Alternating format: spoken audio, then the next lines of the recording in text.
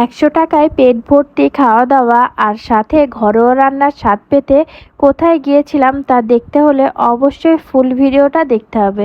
তো hello everyone, আসসালামু আলাইকুম। আশা করি সবাই অনেক ভালো আছেন। সবার দোয়ায় ভালোবাসায় আমরাও অনেক ভালো আছি। সেদিন আমরা চলে গিয়েছিলাম অল্প টাকায় পেট ভর্তি খাবার দাবার খেতে রকমারি সমাচারে।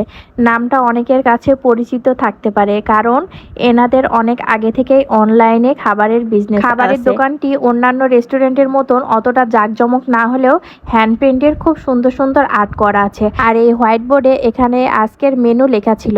ওরা প্রতিদিনকার মেনু এইভাবে বোর্ডে লিখে রাখে, না আছে কোনো মেনু কার্ড।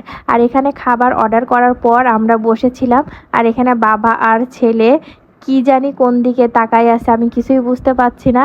আর আমি তাকাইছিলাম কিভাবে এই পাখিটা খাঁচার ভিতরে ঢোকে। আসলে কি পাখিটা খাঁচার ভিতরে ঢুকবে? তারপরে খাবারের ওয়েট করতে করতে আমার বর তো সামনে চাল ভাজা আর ধনিয়া ভাজা ছিল, যেটা খাওয়ার পরে খেতে হয়, সেটা আমার বর দেখছি টুকুস টুকুস করে খাবারের আগেই খেয়ে নি। তারপরে আমার বরের চাল ভাজা খেতে খেতে দেখছি খাবারের প্লেট আমাদের চলে এসছে।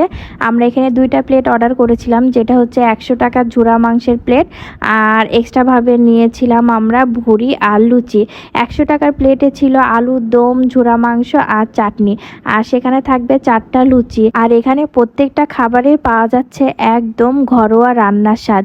আমার তো লুচির সাথে আলুর দম খেতে সেই লাগছিল।